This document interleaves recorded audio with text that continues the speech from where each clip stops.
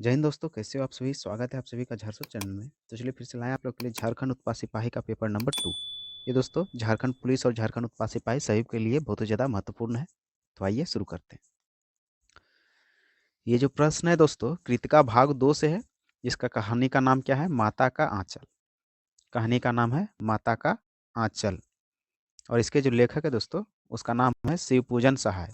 इसका लेखक पूछा जा सकता है दोस्तों, तो लेखक कौन हो जाएगा? शिवपूजन शिवपूजन सहाय। और इसका पूछ सकता है कि इसका जन्म कहाँ हुआ? तो इसका जन्म हुआ था दोस्तों बिहार के भोजपुर जिले में। बिहार के भोजपुर जिले में।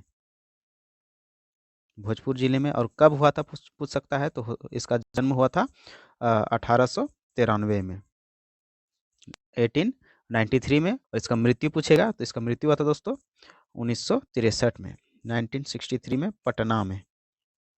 पटना में। चलिए प्रश्न को देखते हैं। लेखक के बचपन का नाम क्या था दोस्तों? लेखक के बचपन का नाम क्या था? आपका ऑप्शन है मंजूनाथ, तारकेश्वर नाथ, हरिहर नाथ या फिर श्रीनाथ। तो आपका राइट आंसर क्या हो जाएगा? Option number B. आप लोग भी सही करने का कोशिश कीजिएगा। चलिए अगला प्रश्न देखते हैं। दो लड़के बैल बनकर क्या खींचते थे? हाँ दोस्तों, दो लड़के बैल बनकर क्या खींचते थे? ऑप्शन है आपका गाड़ी खींचते थे, हल खींचते थे, मोट खींचते थे या फिर लकड़ी खींचते थे। बताइए इसका राइट आंसर क्या होगा? तो जिसका जिसका ऑप्शन नंबर सी आ रहा है दोस्तों, मोट खींचते थे, बिल्कुल करेक्ट है। अगला प्रश्न देखते हैं अब। मकई के खेत में किनका झुंड चर रहा था? दोस्तों मकई के खेत में किनका झुंड चर रहा था? ऑप्शन है आपका भेड़ों का, चिड़ियों का, गायों का या फिर बकरियों का। बताइए इसका राइट आंसर क्या होगा? तो जो जो ऑप्शन नंबर बी लगा रहे हैं दोस्तों, चिड़िया, बिल्कुल करेक्ट है। अगला प्रश्न देखते हैं।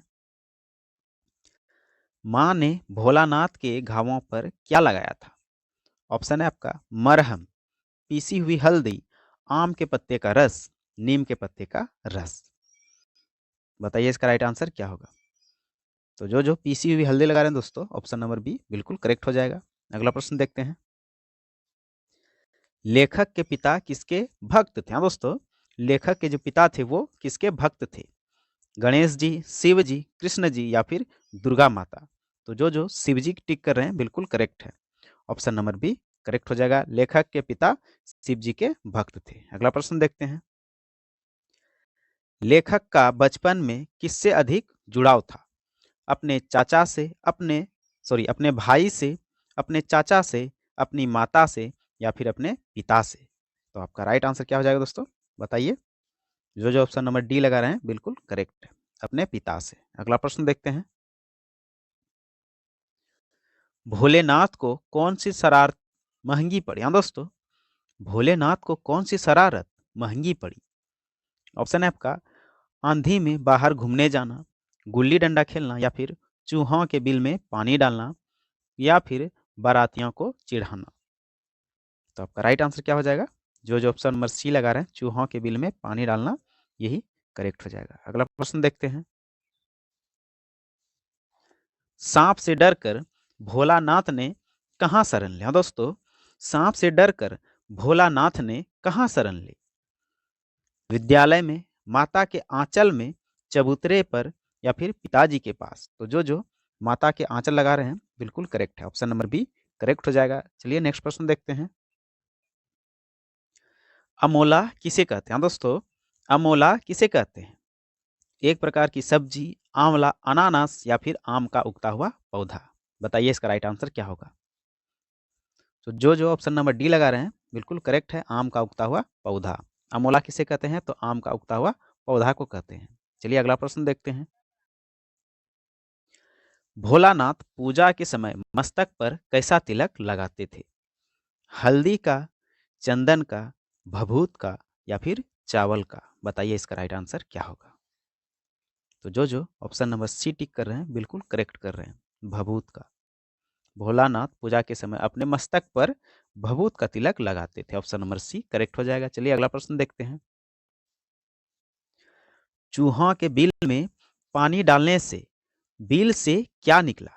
तो चूहा का बिल में पानी डालने से चूहा का बिल से क्या निकला? ऑप्शन बताइए क्या है सही आंसर? चूहा निकला, नेवला निकला, कौवा निकला या फिर सांप निकला? तो राइट आंसर क्या हो जाएगा? सांप निकला था। तब ना चूहा के बिल में पानी डालना उसको महंगा पड़ गया था। तो ऑप्शन नंबर डी करेक्ट हो जाएगा। अगला प्रश्न देखते हैं। लेखक बचपन में अपने पिताजी के साथ कौन सा खेल खेलता था? लेखक अपने बचपन में अपने पिताजी के साथ कौन सा खेल खेलता था? बताइए इसका राइट आंसर क्या होगा? ऑप्शन है आपका कबड्डी, कुश्ती, बैडमिंटन या फिर क्रिकेट। तो जो ऑप्शन नंबर बी टिक कर रहे हैं बिल्कुल करेक्ट है। कुश्ती करेक्ट हो जाएगा। अगला प्रश्न देखते हैं। अब देखिए अगला प्रश्न क्या बोल रहा है।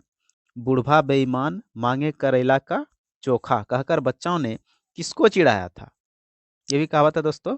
बुढ़वा बेईमान मांगे करेला के चोखा कहकर बच्चों ने किसको चिढ़ाया था? बताइए इसका राइट आंसर क्या होगा? बूढ़े दूल्हे को, मूसन तिवारी को, स्कूल के हेडमास्टर को या फिर बूढ़े किसान को? तो जो मूसन तिवारी को टिक कर रहे हैं बिल्कुल करेक्ट है। ऑप्शन नंबर बी करेक्ट हो जाएगा। चलिए अगला प्रश्न की ओर बढ़ते हैं।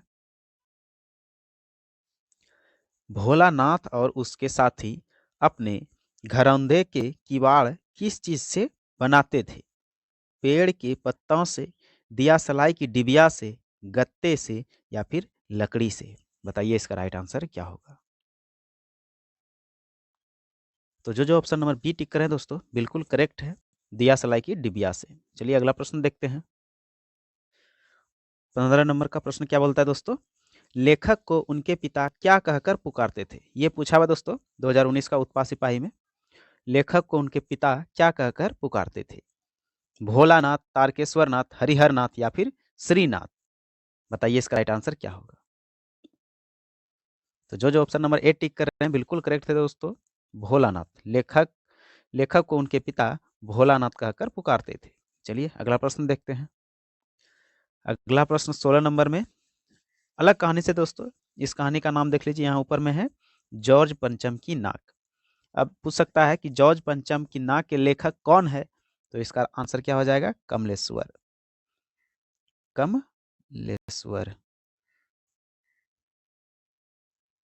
ऐसा पूछा हुआ है दोस्तों उत्पात सिपाही 2019 में। जॉर्ज पंचम की नाक के लेखक कौन हो जाएगा? तो कमलेश्वर हो जाएगा। इसका जन्म हुआ था दोस्तों यूपी के मैनपुरी जिले में, यूपी के मैनपुरी में, और 1932 में 1932 में इसका जन्म हुआ था यूपी के मैनपुरी जिले में। चलिए अब प्रश्न की ओर बढ़ते हैं। दिल्ली में फौरन हाजिर होने का हुक्म किसे दिया गया था? मूर्तिकार को, लोहार को, हलवाई को या फिर चित्रकार को? बताइए इसका राइट आंसर क्या होगा?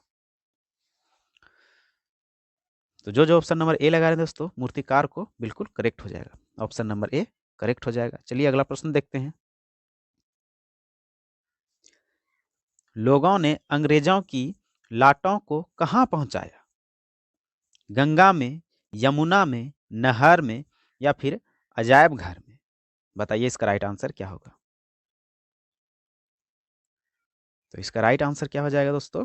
जो ऑप्शन नंबर डी टिक कर रहे हैं बिल्कुल करेक्ट है, अजायब घर में। अगला प्रश्न देखते हैं।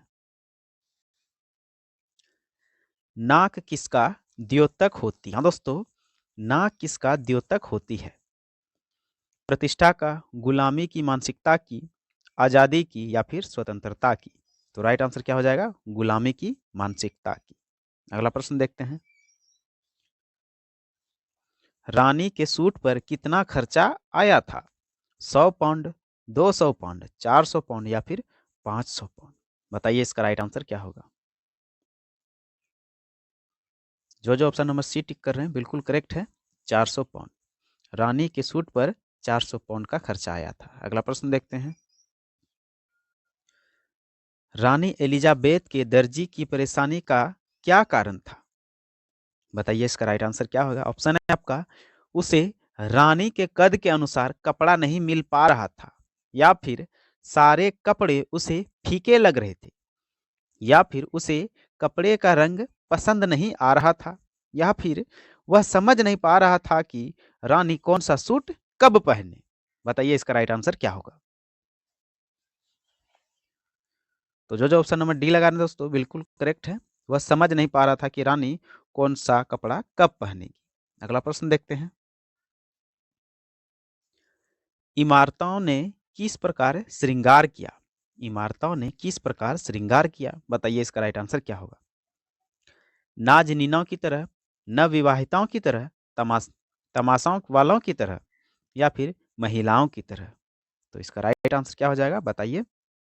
Option number A. जो ऑप्शन नंबर एक क्लिक कर रहे हैं बिल्कुल सही है। अगला प्रश्न देखते हैं। जॉर्ज पंचम की नाव को लेकर सरकारी तंत्र की बदहवासी उनकी किस मानसिकता को दर्शाती है? ऑप्शन है आपका गुलामी की मानसिकता, जुगाड़ की मानसिकता, उनके व्यक्तित्व को, या फिर आजादी की मानसिकता? बताइए इसका राइट आंसर क्या है? तो जो ऑप्शन नंबर ए क्लिक कर रहे हैं बिल्कुल सही है, गुलामी की मानसिकता। अगला प्रश्न देखते हैं। मूर्ति के आसपास के तालाब में पानी क्यों भरा गया?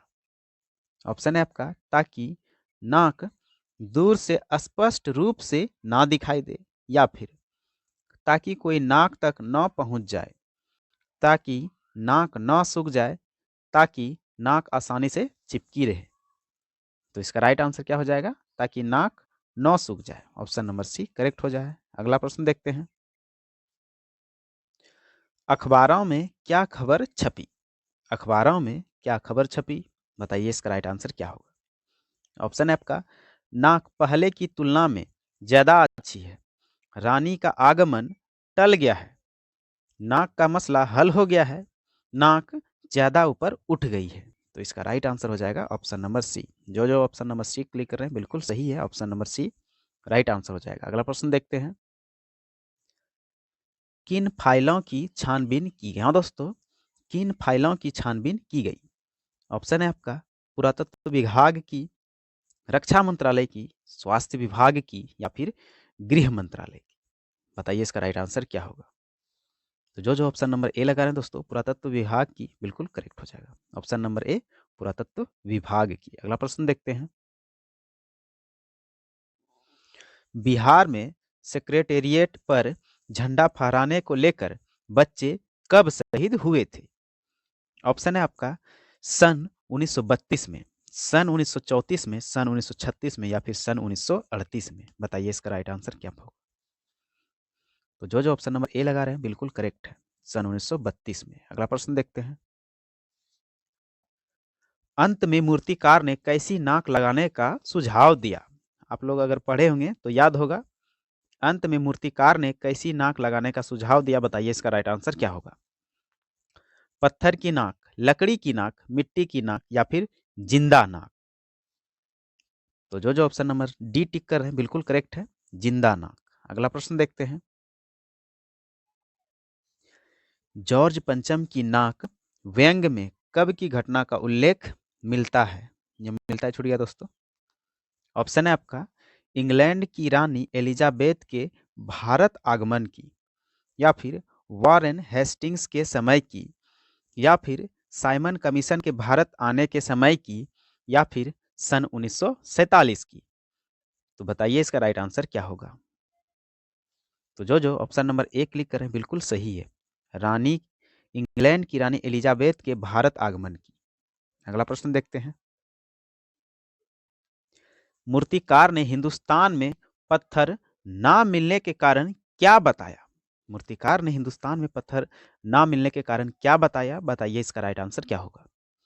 पत्थर विदेशी है, उस तरह का पत्थर अब खत्म हो चुका है, या फिर पत्थर तक पहुंचना असंभव है, या फिर इनमें से कोई सही नहीं है? बताइए इसका राइट आंसर क्या होगा? तो जो ऑप्शन नंबर ए क्लिक कर रहे हैं, पत्थर विदेशी है, बिल्कुल करेक्ट है, ऑप्शन नंबर ए करेक्ट हो जाएगा। चलिए अगला प्रश्न देखते हैं। अगला कहानी दोस्तों, साना साना हाथ जोड़ी, जो कृतिका भाग 2 से है, साना साना हाथ जोड़ी। इसके लेखक है दोस्तों मधु कांकरिया, मधु कांकरिया, मधु कांकरिया। और ये कहानी दोस्तों यात्रा वृतांत, ये पूछा हुआ प्रश्न दोस्तों, ये कहानी है यात्रा वृतांत। आइए प्रश्न की ओर बढ़ते हैं। लेखिका ने गंगटोक को किसका शहर कहा? दोस्तों, लेखिका ने गंगटोक को किसका शहर कहा है? बहादुर व्यक्तियों का, ज्ञानी लोगों का, या फिर मेहनतकश बादशाहों का, या फिर प्राचीन रीतियों की? तो बताइए इसका राइट आंसर क्या होगा? तो जो जो ऑप्शन नंबर सी लगा रहे हैं दोस्तों, मेहनत का बादशाहों का, बिल्कुल करेक्ट है। ऑप्शन नंबर सी करेक्ट हो जाएगा। अगला प्रश्न देखते हैं। युमथांग गंगटोक से कितनी दूर है? हाँ दोस्तों, युमथांग गंगटोक से कितनी दूर है? ऑप्शन है आपका 146 किलोमीटर, 148 किलोमीटर, 149 किलोमीटर या फिर 152 किलोमीटर। तो आपका राइट आंसर बताइए क्या होगा? तो जो जो ऑप्शन नंबर सी लगा रहे हैं 149 किलोमीटर, बिल्कुल सही है। अगला प्रश्न देखते हैं। पहाड़ी कुत्तों की मनी ने क्या विशेषता बताई? हाँ दोस्तों, पहाड़ी कुत्तों की मनी ने क्या विशेषता बताई? ऑप्शन है आपका, ये बहुत शक्तिशाली होते हैं, ये बहुत अधिक खाना खाते हैं, या फिर ये केवल चांदनी रात में ही भौंकते हैं, या फिर ये ज़्यादा समय सोते रहते हैं। तो बताइए इसका राइट आंसर क्या होगा?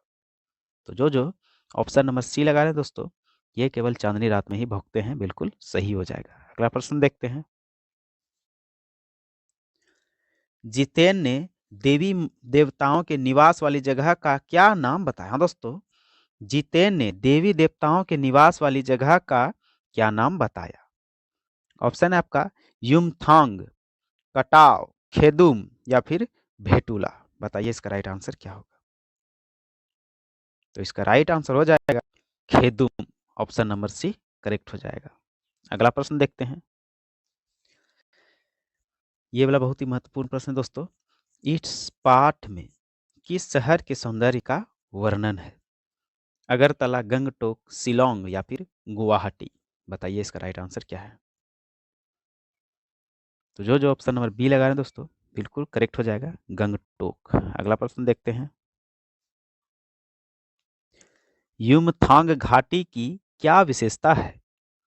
ऑप्शन है आपका, इस घाटी की गहराई अधिक है, यह घाटी फूलों से भर जाती है, या फिर इस घाटी में जंगली जानवर अधिक मात्रा में रहते हैं, या फिर इस घाटी में लोग जाने से डरते हैं। तो बताइए इसका राइट आंसर क्या होगा? तो जो जो ऑप्शन नंबर बी लगा है दोस्तों, बिल्कुल करेक्ट हो जाएगा, यह घाटी फूलों से भर जाती है। चलिए अगला प्रश्न देखते हैं। लेखिका ने साना साना हाथ जोड़ी प्रार्थना किससे सीखी?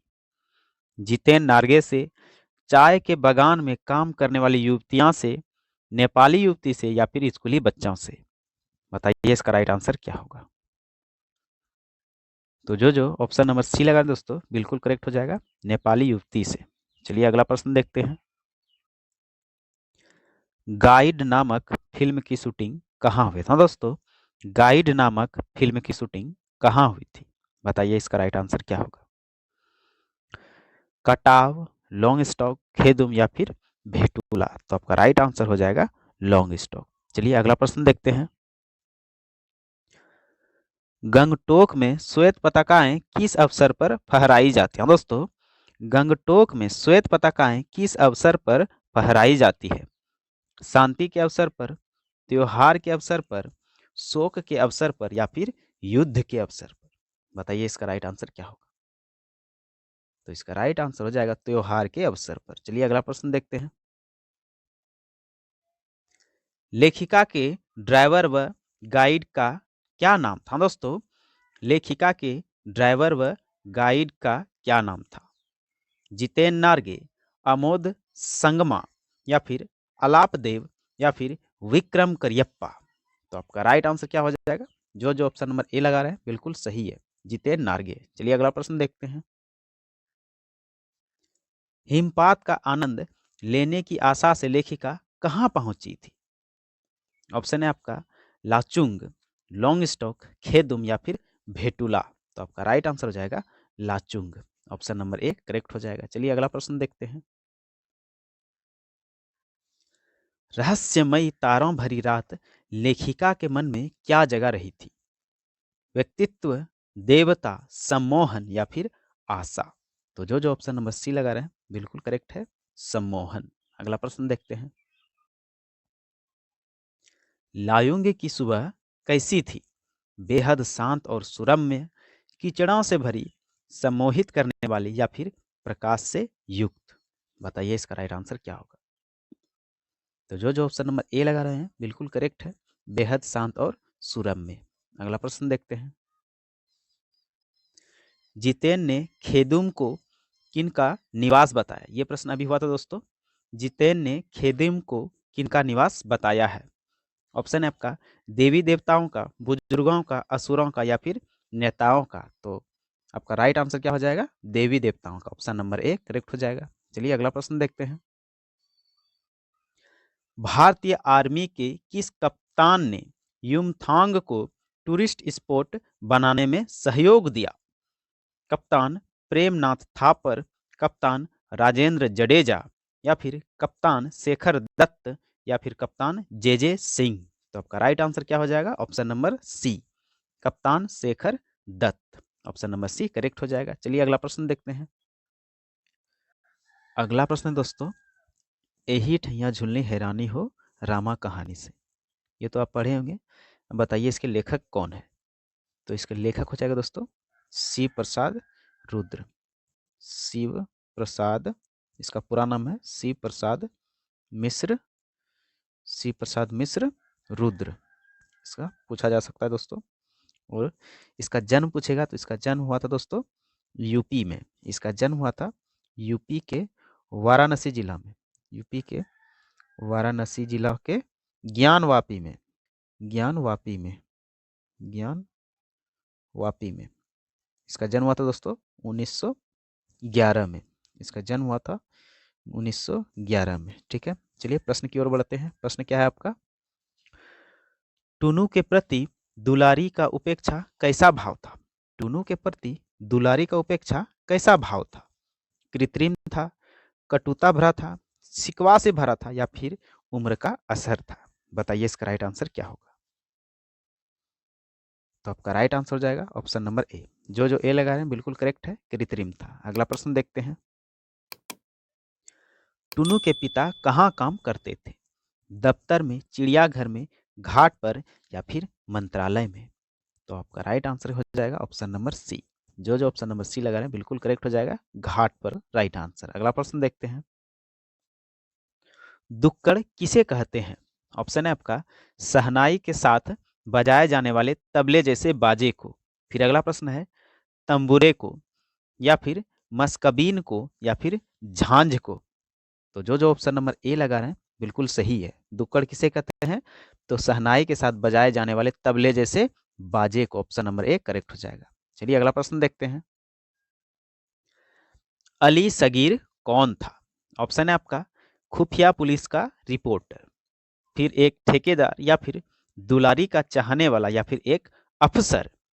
तो इसका राइट आंसर हो जाएगा ऑप्शन नंबर ए, खुफिया पुलिस का रिपोर्टर। जो लगा है बिल्कुल करेक्ट है। अगला प्रश्न देखते हैं। दुलारी क्या काम करती है? लकड़ी बेचने का काम करती है या फिर गाने बजाने के काम या फिर मेहनत मजदूरी का काम या फिर खाना बनाने का काम? तो जो ऑप्शन नंबर सी लगा रहे हैं बिल्कुल करेक्ट है, मेहनत मजदूरी का काम करती थी। अगला प्रश्न देखते हैं। फेंकू सरदार दुलारी के लिए क्या भेंट लाया था? ऑप्शन है आपका खाने का सामान या फिर धोतियों का बंडल या फिर सोने का हार या फिर सोने की बालियां। तो जो ऑप्शन नंबर बी लगा रहे हैं बिल्कुल सही है, धोतियों का बंडल। अगला प्रश्न देखते हैं।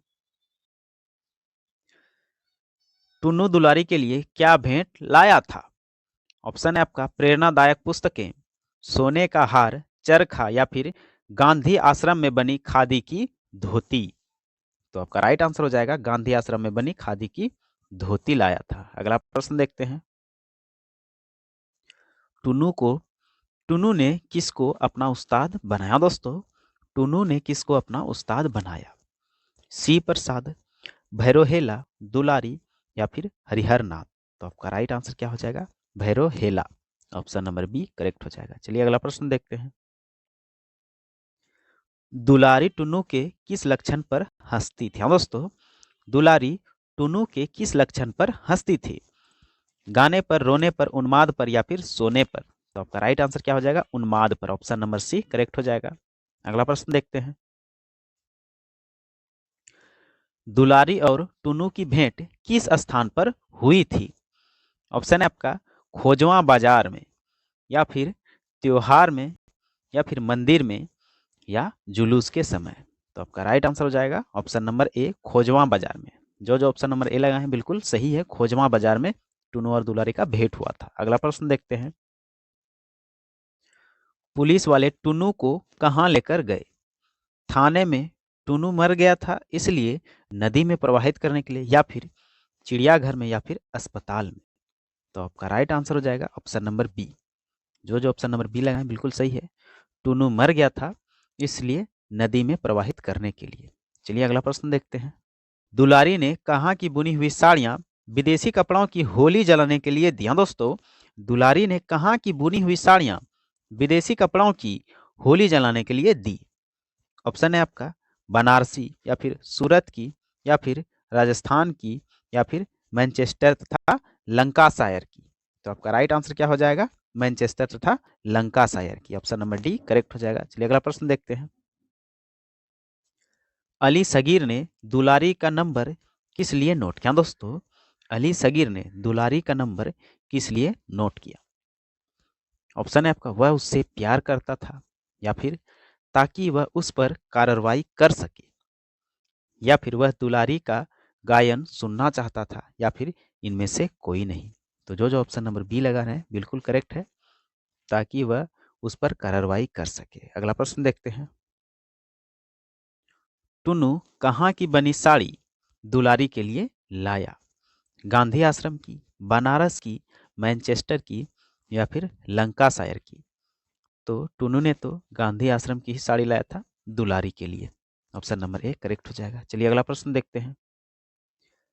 कजली क्या है? हाँ दोस्तों, कजली क्या है बताइए, इसका राइट आंसर क्या होगा? ऑप्शन है आपका एक भेड़ की प्रजाति है, या फिर एक प्रकार का लोकगीत है, या फिर एक राग का नाम है, या फिर एक पक्षी की प्रजाति है। बताइए इसका राइट आंसर क्या होगा?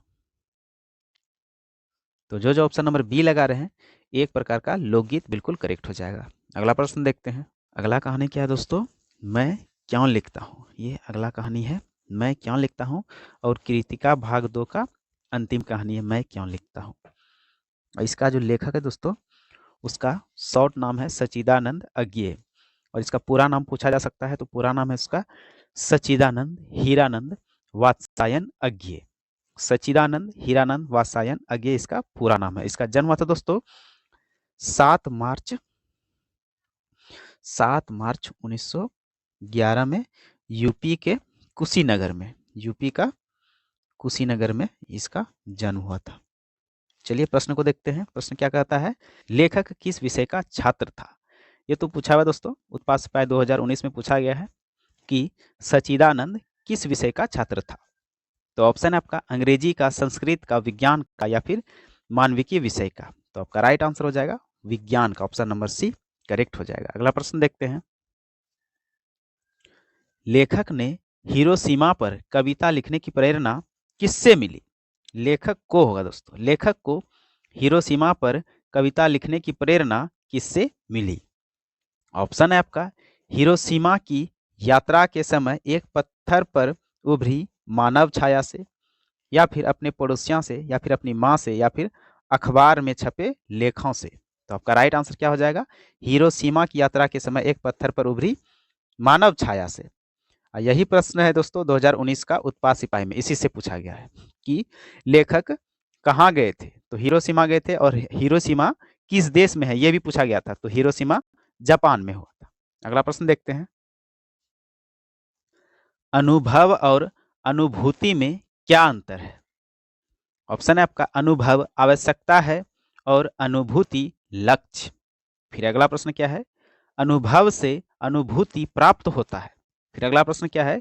अनुभव अनुभूति से गहरा होता है। अगला प्रश्न है अनुभव से अनुभूति गहरी चीज है। बताइए इसका राइट आंसर क्या होगा? तो जो जो ऑप्शन नंबर डी लगा रहे हैं बिल्कुल करेक्ट है। अनुभव से अनुभूति गहरी चीज है। ऑप्शन नंबर डी करेक्ट हो जाएगा। चलिए अगला प्रश्न देखते हैं।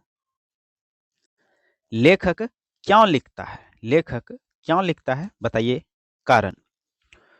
पहला ऑप्शन है बाहरी दबाव के कारण, भीतरी व्यवस्था के कारण, या ए और बी दोनों, या फिर इनमें से कोई नहीं। तो ये दोनों के कारण, बाहरी दबाव के कारण, भीतरी व्यवस्था के कारण। तो ऑप्शन नंबर सी करेक्ट हो जाएगा, ए और बी दोनों के कारण। चलिए अगला प्रश्न देखते हैं। प्रत्यक्ष अनुभव की अपेक्षा कौन लेखन में मदद करता है दोस्तों? प्रत्यक्ष अनुभव की अपेक्षा कौन लेखन में मदद करता है? चित्रण, अनुभूति, मेहनत या फिर जानकारियां? तो आपका राइट आंसर हो जाएगा अनुभूति, ऑप्शन नंबर बी करेक्ट हो जाएगा। अगला प्रश्न देखते हैं। लेखकों के सामने कौन विवशता रहती है दोस्तों? लेखकों के समय कौन विवशता रहती है? ऑप्शन है आपका आर्थिक आवश्यकता, प्रकाशक के तगाजे या फिर संपादकों का आग्रह या फिर उपयुक्त सभी? तो आपका राइट आंसर हो जाएगा उपयुक्त सभी। जो ऑप्शन नंबर डी लगाए बिल्कुल करेक्ट किए हैं। अगला प्रश्न देखते हैं। लेखक अपने भीतर की विवशता को कैसे पहचानता है? ऑप्शन है आपका पढ़कर, लिखकर, सीखकर या फिर गाकर? तो आपका सही आंसर क्या हो जाएगा? लिखकर, ऑप्शन नंबर बी करेक्ट हो जाएगा। लेखक अपने भीतर की व्यवस्था कैसे पहचानता है? तो लिखकर। जो ऑप्शन नंबर बी लगा है बिल्कुल करेक्ट हो जाएगा। अगला प्रश्न देखते हैं। हिरोशिमा पर लिखी कविता कैसी कविता थी? हिरोशिमा पर लिखी कविता कैसी कविता थी? ऑप्शन है आपका बाह्य दबाव का परिणाम, अंतः दबाव का परिणाम? तो ये दोनों था, तो ऑप्शन नंबर सी हो जाएगा, ए और बी दोनों। अगला प्रश्न देखते हैं। ऐसा प्रश्न भी पूछा गया दोस्तों, इस पाठ में किस देश की यात्रा का वर्णन किया गया है? ऑप्शन है आपका मंगोलिया, अमेरिका, जापान या फिर चाइना? तो बताइए राइट आंसर क्या होगा? तो जो ऑप्शन नंबर सी लगा है बिल्कुल करेक्ट है, जापान। अगला प्रश्न देखते हैं। अनुभूति किसके सहारे सत्य को आत्मघात कर लेती है? अनुभूति किसके सहारे सत्य को आत्मघात कर लेती है? बताइए इसका राइट आंसर क्या होगा? अनुभव के, संवेदना के, कल्पना के या फिर बी और सी दोनों? तो बी और सी दोनों सही आंसर हो जाएगा। अगला प्रश्न देखते हैं। कैसे लोग बाहरी दबाव के बिना नहीं लिख सकते हैं दोस्तों? कैसे लोग बाहरी दबाव के बिना नहीं लिख सकते हैं? ऑप्शन है आपका जो आलसी होते हैं, जो दूसरों की नकल करते हैं, जो सीखना नहीं चाहते, जो बेबस होते हैं? तो आपका राइट आंसर क्या हो जाएगा? जो आलसी होते हैं, ऑप्शन नंबर ए करेक्ट हो जाएगा। चलिए अगला प्रश्न देखते हैं। अनुभूति के स्तर पर विवशता को लेखक ने क्या कहा है? हाँ दोस्तों, अनुभूति के स्तर पर विवशता को लेखक ने क्या कहा है? ऑप्शन है आपका लगातार घटित एक ही घटना या फिर मानसिक स्तर की बात या फिर बौद्धिक स्तर से आगे की बात या फिर कल्पना की बात? तो आपका राइट आंसर क्या हो जाएगा बताइए? तो जो ऑप्शन नंबर सी लगा है बिल्कुल करेक्ट लगा है, बौद्धिक स्तर से आगे की बात। अगला प्रश्न देखते हैं। लेखक को दूसरों की पीड़ा का प्रत्यक्ष अनुभव कब हुआ? ऑप्शन ए है आपका लड़कर, बी है पीड़ित लोगों से बातें कर या फिर सी है हिरोशिमा में आहत लोगों को देखकर या फिर अखबारों में पढ़कर? तो आपका राइट आंसर क्या हो जाएगा? हिरोशिमा में आहत लोगों को देखकर। जो ऑप्शन नंबर सी लगा है बिल्कुल करेक्ट हो जाएगा। अगला प्रश्न देखते हैं। हिरोशिमा पर अणुबम हिरोशिमा पर अणुबम कब डाला गया था? 9 अगस्त 1942 को, 9 अगस्त 1944 को, 6 अगस्त 1945 को या फिर 9 अगस्त 1944 को? तो जो ऑप्शन नंबर सी टिक कर रहे हैं 6 अगस्त 1945 को बिल्कुल करेक्ट हो जाएगा। हिरोशिमा पर परमाणु हमला 6 अगस्त 1945 को हुआ था अमेरिकाओं के द्वारा। आज के लिए इतना है दोस्तों, आप लोगों के आने वाले एग्जाम के लिए बहुत ही ज़्यादा महत्वपूर्ण है। और यदि आप लोगों को ये वीडियो थोड़ा सा भी अच्छा लगे तो चैनल को शेयर, सब्सक्राइब एंड लाइक तो बनता है। चलिए मिलते हैं वीडियो में, तब तक के लिए जय हिंद, जय भारत, जोहार झारखंड।